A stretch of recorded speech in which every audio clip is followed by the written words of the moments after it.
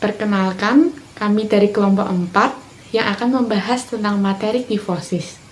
Kelompok kami beranggotakan saya Caroline Yolanda Deapsari dengan absen 7 dan Alifa Lira Azahra dengan absen 1 dan Farah Febrianti dengan nomor absen 11, Muhammad Davin Pratama dengan nomor absen 21, dan Rashid Pangestu Aji dengan nomor absen 31. Sebelum lanjut ke dalam materinya, pertama-tama kita akan melihat peta konsep terlebih dahulu.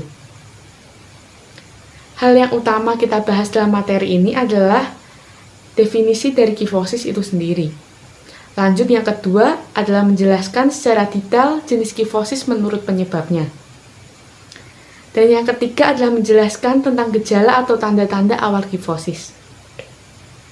Yang keempat adalah menjelaskan faktor pemengaruh terjadinya kifosis.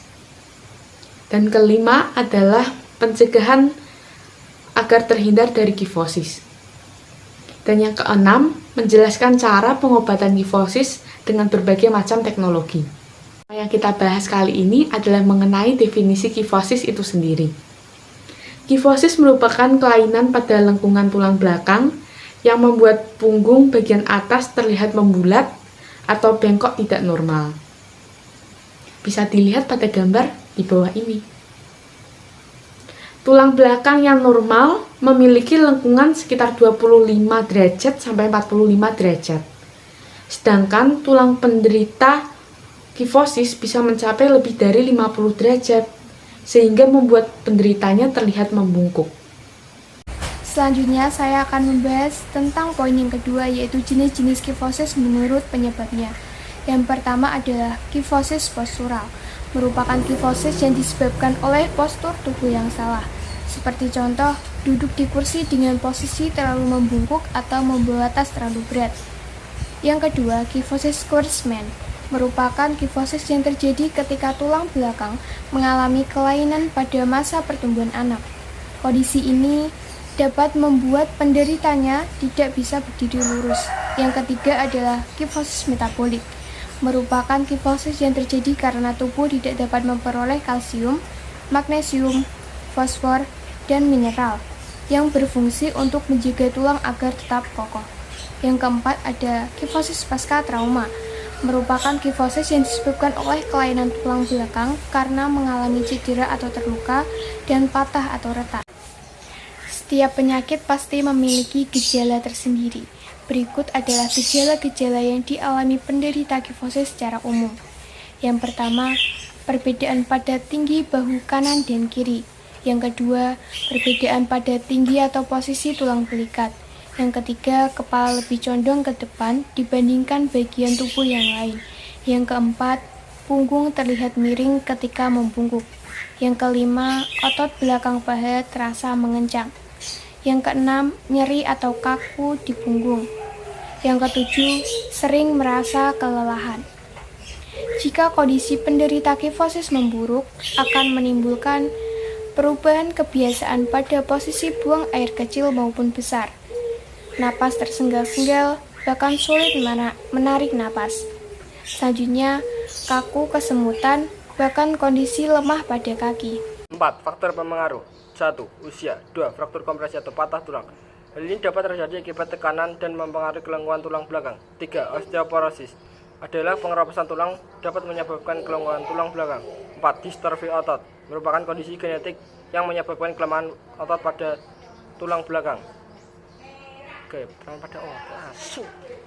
4. Faktor pemengaruh. 1. Usia. 2. Fraktur kompresi atau patah tulang. Hal ini dapat terjadi akibat tekanan dan mempengaruhi kelengkuan tulang belakang. 3. Osteoporosis. Osteoporosis adalah pengerapusan tulang. Hal ini dapat menyebabkan kelengkuan tulang belakang. 4. Distrofi otot merupakan kondisi genetik yang menyebabkan kelemahan pada otot, termasuk pada otot di sekitar tulang belakang. 5. Menurunnya kepadatan tulang. 6. Cedera atau trauma tulang belakang. Ini merupakan contoh gambar faktor pengaruh terjadinya kifosis. 5. Pencegahan. Tentunya kifosis dapat dicegah, yaitu dengan cara rutin berolahraga. Lakukan olahraga karena ini dapat menjaga tulang belakang tetap kuat dan fleksibel. Contoh olahraga yang bisa Anda pilih adalah lari, berenang, dan yoga.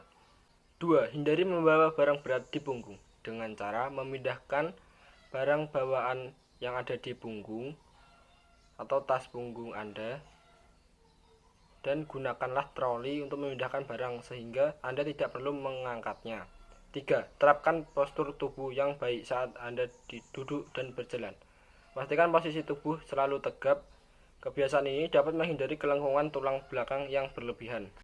Ini merupakan contoh gambar pencegahan kifosis. Pertama, olahraga. Kedua, hindari membawa barang berat. 3. Hindari postur tubuh membungkuk.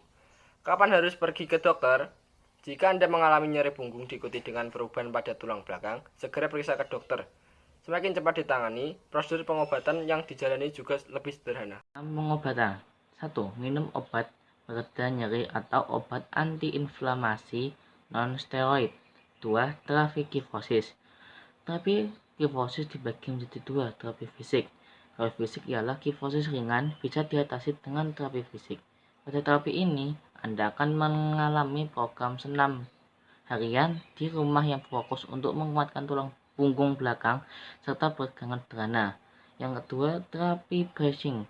Bracing adalah alat penyangga khusus yang dipasangkan pada tulang belakang. Biasanya ahli ortopedi akan memberikan terapi penggunaan bracing pada anak-anak dengan kelengkuan tulang belakang lebih dari 65 derajat. Alat ini harus dipakai selama 23 jam sehari sampai tulang belakang membaik. Ketiga, yaitu solusi bedah atau operasi tulang belakang. Ini adalah salah satu contoh dari pengobatan untuk penyakit kifosis. Penanganan kifosis disesuaikan dengan tingkat keparahan dan penyebab. Yang pertama, pada kasus kifosis yang ringan, umumnya tidak memerlukan pengobatan. Postur tubuh yang salah dapat diatasi dengan fisioterapi. Yang kedua, penderita kifosis juga disarankan melakukan fisioterapi untuk meningkatkan rentang gerak atau fleksibilitas tulang dan meredakan nyeri punggung. Yang ketiga, kasus kifosis yang parah misalnya yang menyebabkan tulang saraf belakang terjepit, maka akan dilakukan tindakan spinal fusion. Beberapa pemeriksaan pemindaian yang dapat dilakukan untuk memastikan kifosis antara lain, yang pertama adalah ronsen atau CT scan, yaitu untuk menentukan tingkat kelengkungan dan mendeteksi kelainan bentuk tulang belakang.